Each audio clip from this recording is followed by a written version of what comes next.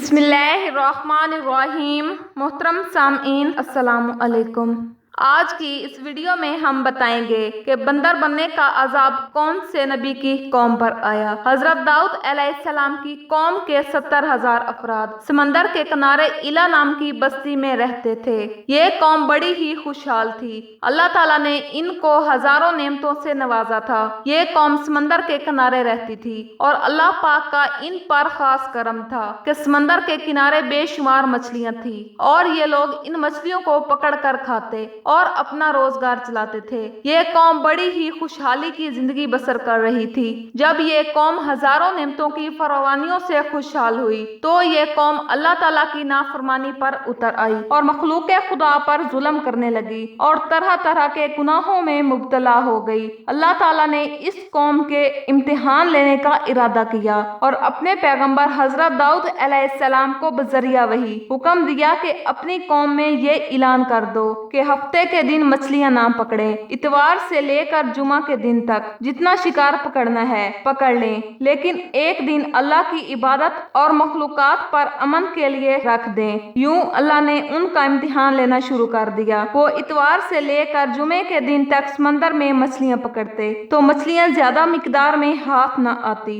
اور ہفتے کے دن سمندر کو دیکھتے تو انہیں بڑی بڑی مچھلیاں نظر آنے لگتی۔ ان لوگوں میں سے ایک شخص کو شیطان نے ورغلانا شروع کیا کہ پریشان کیوں ہوتے ہو، میری ترکیب پر عمل کرو، تم شکار سے کبھی محروم نہیں رہو گے۔ شیطان کے کہنے پر اس شخص نے شیطان کی ترکیب پر عمل کیا اور ہفتے کے دن کانٹا لگا کر ڈوری کو سمندر میں ڈال دیا تاکہ مچھلی پھنسے، اور شیطان نے کہا کہ اس مچھلی کو تم اتوار کے دن نکالنا، اور یوں ہفتے کی حرمت بھی باقی رہے گی اور تمہارا شکار بھی ہو جائے گا۔ بس شیطان کی بتائی ہوئی ترکیب پر مچھلی پھنسی رہی اور وہ اتوار کے دن نکالتا اور خوشی سے کھاتا۔ جب آس پاس کے لوگوں نے پوچھا تو ان کو بھی یہ ترکیب بتائی تو ان لوگوں نے بھی اس شیطانی ترکیب پر عمل کرنا شروع کر دیا۔ اس قوم کے لوگ ہفتے کے دن مچھلیاں پکڑنے کے لیے جال پھینکتے اور اتوار کے دن نکالتے اور مزے لیتے، اور کچھ لوگ تو اس سمندر میں سے نالیاں بنا کے چھوٹے چھوٹے تالاب بنا دیتے تاکہ ہفتے کے دن جیسے ہی مچھلیاں یہاں سے گزریں تو ان تالاب میں پھنس جائیں اور ہم اتوار کو ان مچھلیوں کو نکال کر پکا کر کھائیں گے۔ اس قوم میں کچھ اللہ کے خاص بندے بھی موجود تھے جو کہتے تھے، اے لوگو، اللہ نے ہفتے کے دن شکار کرنے سے منع کیا ہے۔ یہ جو تم چھوٹے چھوٹے تالاب بناتے ہو یا پھر جال بچھاتے ہو، ان میں ہفتے کے دن اگر مچھلی پھنستی ہے تو یہ شکار ہفتے کے دن کا ہوگا۔ اللہ کے عذاب سے ڈرو،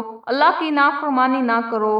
وہ لوگ ان کا مذاق اڑانے لگتے اور کہتے کہ ہماری جو مرضی ہوگی ہم وہ کریں گے۔ اب اس بستی میں 3 گروہ بن گئے۔ ایک ان 70,000 افراد میں وہ تھے جو ان نافرمان لوگوں کی بار بار اصلاح کرتے، دوسرے وہ جو ان لوگوں سے نفرت کرتے اور خاموشی اختیار کیے ہوئے تھے، اور تیسرے وہ تھے جو گمراہ ہو کے اللہ کی نافرمانی کر رہے تھے۔ تو یوں نیک لوگوں نے اس بستی کے بیچ میں سے ایک دیوار کو کھڑا کر دیا اور یہ حکم نافذ کر دیا کہ اللہ کی نافرمانی کرنے والے ایک طرف ہو جائیں اور ہم جو اللہ کے فرمانبردار ہیں وہ اس طرف رہیں گے۔ وہ ساحلے لوگ بار بار ان سے کہتے رہے کہ اے لوگو، اللہ سے ڈرو۔ قوم سمود اور قوم لوط کا جو حشر ہوا اس کو یاد کرو، اللہ کی نافرمانی نہ کرو، ورنہ تمہارا حال بھی ان قوموں جیسا ہوگا۔ وہ سارے نافرمان جن کی تعداد تقریباً 12,000 تھی، سب ہنستے رہے کہ سب کتابی باتیں ہیں، ہم پہ کوئی عذاب نہیں آئے گا۔ جیسے ہی وہ گروہ 2 حصوں میں تقسیم ہو گیا،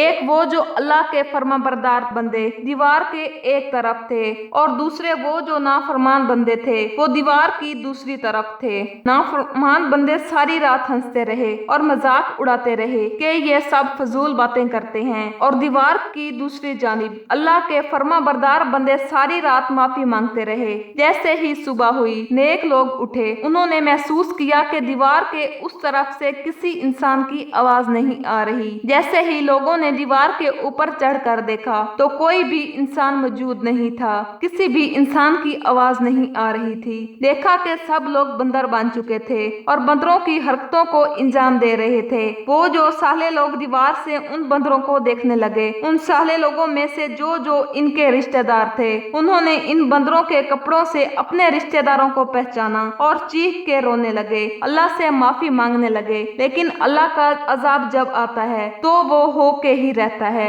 जो लोग बंदर बने थे, इनकी तादाद तकरीबन 12,000 थी। वो लोग ना खा सकते थे ना पी सकते थे और यूं 3 दिन बाद वो इस अजाब में आकर हलाक हो गए। बेशक रब्बे जुल जलाल इन लोगों को पसंद नहीं करता जो इसकी नाफरमानी करते हैं। जो लोग ये समझते हैं कि आज के बंदर हजरत दाऊद अलैहिस्सलाम की कौम की नस्ल में से हैं, तो इन लोगों का ये नजरिया गलत है। रवायात से वाज़ेह है कि वो लोग 3 दिन तक जिंदा रहे और फिर हलाक हो गए थे। इस तरह हजरत दाऊद अलैहिस्सलाम की नाफरमान कौम हलाक हो गई। अल्लाह तबारक व तआला से दुआ है कि वो हमें नेक सालिह काम करने की तौफीक अता फरमाए। मोहतरम सामईन, अगर वीडियो अच्छी लगी हो तो वीडियो को लाइक करें, हमारे चैनल को सब्सक्राइब करें और अपनी राय का इजहार कमेंट सेक्शन में जरूर करें।